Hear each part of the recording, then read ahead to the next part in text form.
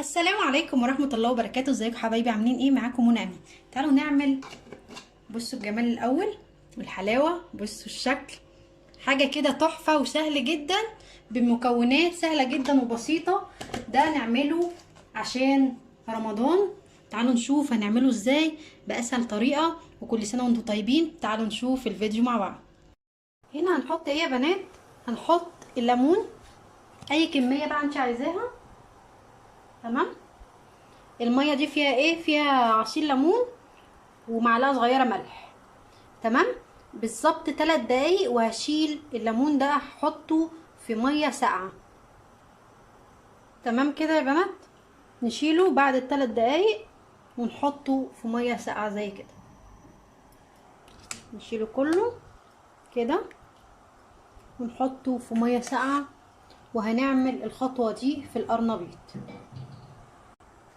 اهو. القرنبيط في نفس الميه ياخد برضو 3 دقايق ويطلع على ميه ساقعه كده يا بنات. بعد ال3 دقايق نطلعه برضو نحطه في ميه ساقعه اهو كده اهو. تمام. تعالوا بقى نعمل الهريسه. هنا يا بنات هنعمل الهريسه. معايا فلفل اللي هو الرومي الاحمر. تمام. هحطه بالبذر بتاعه كده. وهعمل ايه تاني هقولك عشان يطلع معاكي الهريسه حلوه. هقولك هنعمل ايه. ونضربها في الكبه مع 4 فصوص ثوم. تمام. واحط برضو قرنين فلفل حامي، واحط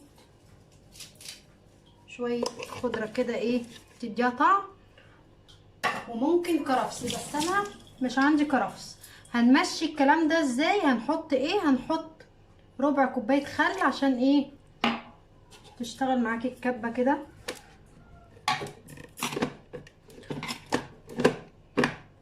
هضربهم كويس واوريكي شكلها.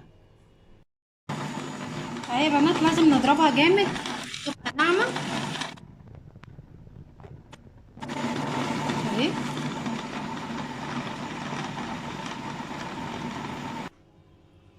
وده شكلها يا بنات. بصوا وريحتها التوم مخليها روعه. تعالوا بقى نشوف هنعمل احلى مخلل في الدنيا ازاي. تمام يا بنات. عندنا طبعا الخيار والجزر وبصل وفلفل القرنبيط اللي احنا عملناه وبنجر والليمون. في خطوه مهمه جدا هنعملها عشان اهو هعمله كده. بصي لازم يتعمل كده بعد ما نزلناه في الميه السخنه عشان يستوي معانا ويبقى طعمه حلو اهو. السكينه حاميه جدا اهو. تمام. تمام. نعمل ايه بقى؟ نبتدي نقطع. القطاعه دي موجوده على فكره في كل مكان، بس بالراحه عشان بتبقى حاميه جدا اهو. بصي تعملي كده. عايزه بقى ايه تكبري تصغري دي ترجع لك انت اهو. تمام. انا هوريكي طريقه التقطيع.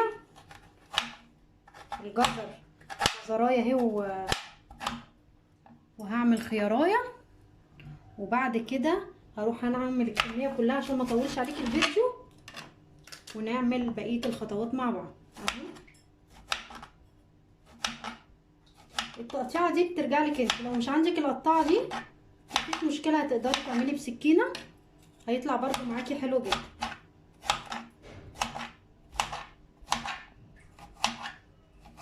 هقطع الكميه كلها واوريكي هنعمل ايه. طيب يا بنات بعد ما قطعت الكميه كلها نعمل المحلول الملح. طبعا معايا 2 لتر ميه وممكن تزودي حسب الكميه اللي عندك. ومعايا كوبايه الا ربع ملح. انا حاطه ملح عادي عشان ما لقيتش ملح خشن. لو هتستخدمي ملح خشن هتحطي ربع كوبايه. هنعمل ايه؟ هنحط الملح كده. هنحط بصي شويه قد ايه خل، شويه صغيرين قد ربع كوبايه كده. في سر بقى هنحطه عشان الحاجه تطلع مقرمشه. معلقه سكر اهي، واحده ايه تاني صغيره كده. تمام، هنقلبهم كويس.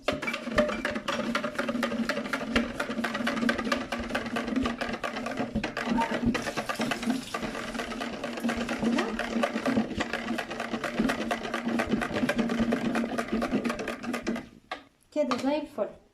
نعمل ايه بقى؟ نحط الحاجه بتاعتنا. بسم الله الرحمن الرحيم. نشكل بقى يعني ايه عشان يبقى شكله حلو. نحط الفلفل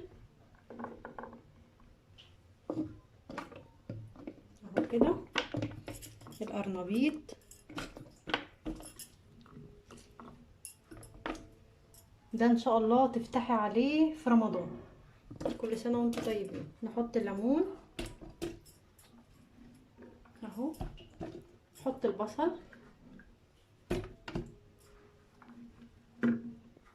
عايزه في النص كده احط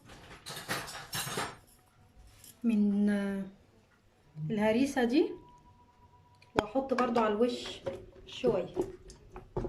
تمام، نحط بقى ايه الباقي كده. لو عوزتي ميه تاني حطي، انا طبعا هعوز لاني البطرمان عندي كبير اهو. ريحته رهيبه اهو. نحط بقى ايه القرنبيط كده. ده طبعا كل فتره، كل كام يوم كده تحركي الميه جواه. هحط ميه تاني برضو بشويه ملح عشان الملح بتاعه يبقى مظبوط اهو، وارجع لكم تاني اهو يا بنات. طبعا لما نقفله هنرجه. عندي طبعا ورق لورا هنحط كده اهو. وطبعا عشان الميه تديكي تست حلو ولون حلو، كام قطعه بنجر كده، دي هتخلي لون الميه تحفه اهو كده. وهنقلبها ما تقلقيش عشان اللون يبقى واحد. ونحط حبه كده على الوش خطيره اهو. بصوا الجمال، ريحتها رهيبه. هنعمل ايه تاني بقى؟ انا هحط شويه زيت كده بسيطه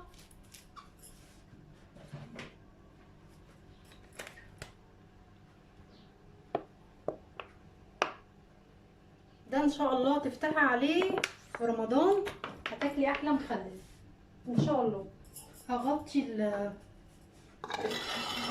بالغطا كده. وهعمل ايه بقى؟ بسم الله، نعمل كده.